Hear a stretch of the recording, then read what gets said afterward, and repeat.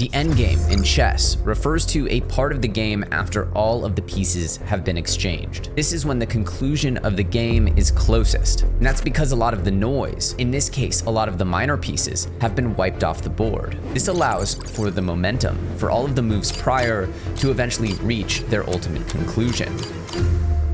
But today we're not talking about a chess game, but instead the US economy. And the end game for the US economy is something called yield curve control. Today we're going to talk about YCC, why it might be happening soon, and what its impact on markets will be. To be clear, what we're about to see, not in the coming years, but in the coming days, could be one of the most pivotal moments in the history of the US economy. So strap in, because after the debt ceiling is raised, the true end game can begin.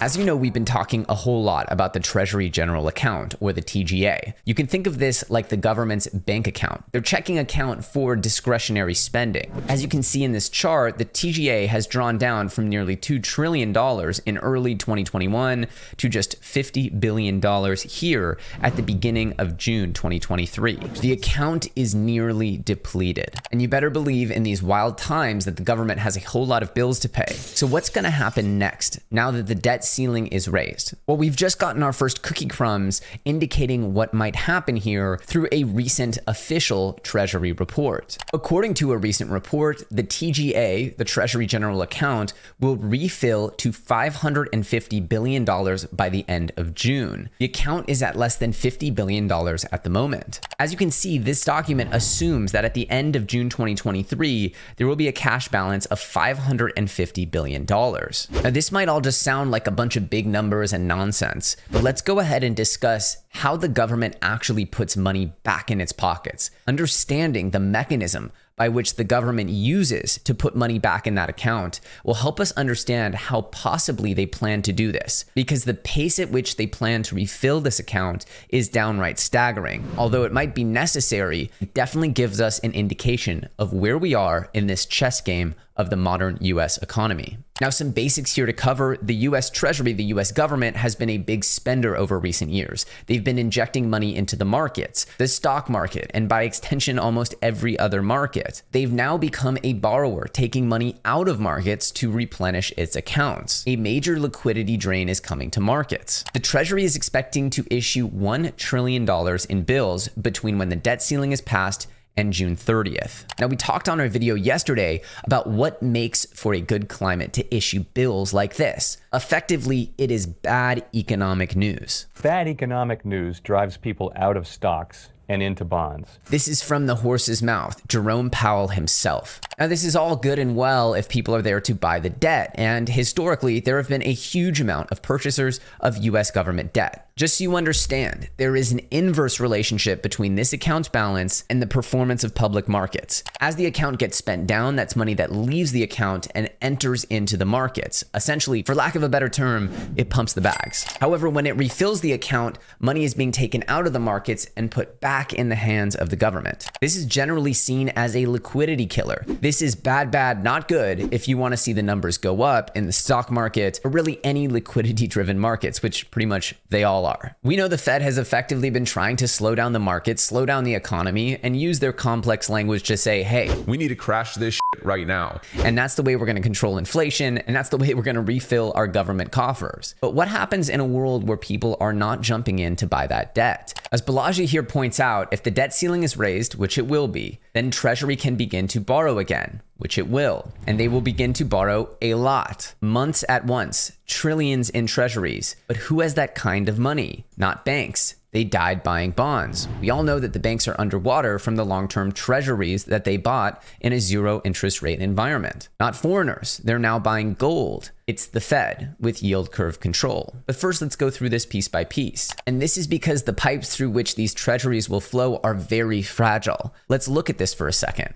As we can see, the amount of outstanding treasuries in the market has increased 7x since the great financial crisis. But actually the liquidity, the amount of volume here in these markets has declined. To be clear, dealers were borrowing $3 trillion in repo on the eve of the great financial crisis, but now only $1.5 trillion at the end of 2021. Over the same time period that volume shrunk in half, the supply of treasuries has gone from 5 trillion to 23 trillion. So we know that the Treasury wants to issue months of bonds all at once, approximately 5 months worth of bonds they want to issue in one clip to fill up this bank account. We know that the banks died by buying these exact assets, so we can assume that banks will be cautious about jumping into US Treasuries if they do so at all. Treasuries are effectively toxic waste that is the rot deep within our financial system. Once considered a zero risk asset, in 2023, it's literally the reason why banks are collapsing. Foreigners are not buying treasuries anymore. No, we've now seen that foreign governments have started stocking up on gold. As this chart shows, the orange line is the amount of US treasuries being bought. Since 2021, the interest in our government debt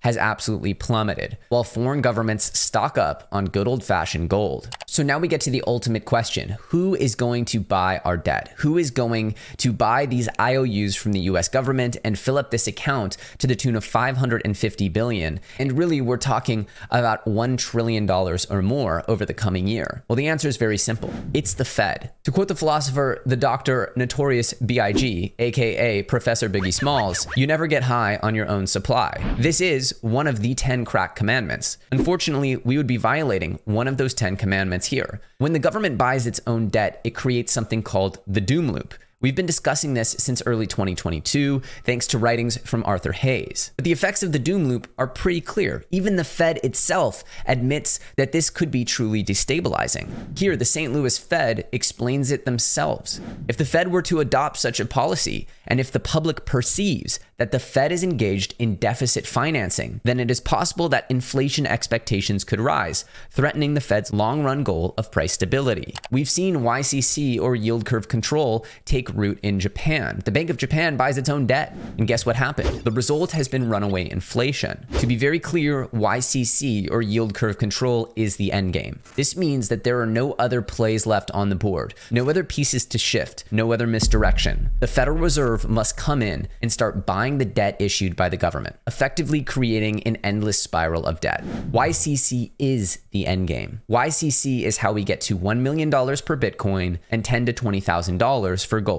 Now, the reason for this is because you will effectively have more and more liquidity that needs to come into the market to satisfy the debt each and every year. The numbers quickly become geometric. This is the furthest thing from controlling inflation that we could see. So it really brings up the question of what are the two options? As we know, the only way for the government to actually create a huge demand, a big enough demand for these treasuries, is for there to be an absolute house on fire, death spiral within the stock market. There needs to be such horrific news that people never want to own stocks again and jump in with full force out of the markets and directly into US treasuries. I'm not sure if I can see that even happening within 30 days. The changes would simply be too profound. Option 1 is economic chaos. Option 1 is effectively the complete crash of traditional markets. That would lead people to not want to hold those assets and to want to buy instead safer government debt. Option 2 is yield curve control. This is where we violate the 7th crack commandment. We start getting high on our own supply, and the doom loop kicks into full effect. We are living in truly historic times. Understanding what's happening right now with the machine of money might seem complex at first, but it's really not that hard to wrap your head around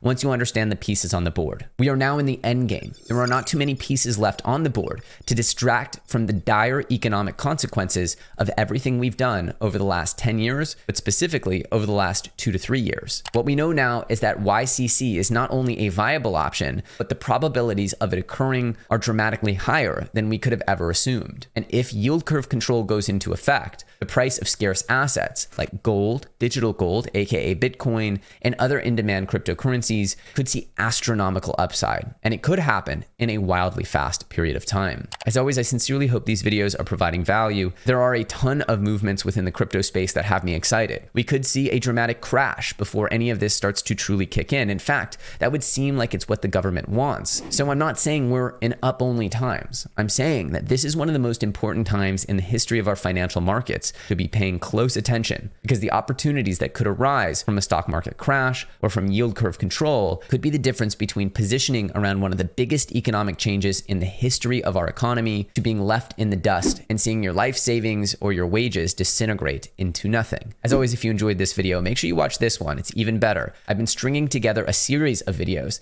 to help you understand what's going on right now, how important the moment we are in right now is, and helping you get ahead of the next few moves. If you enjoyed it, make sure to smash that like button, leave a comment below, and I'll see you very soon on the next episode.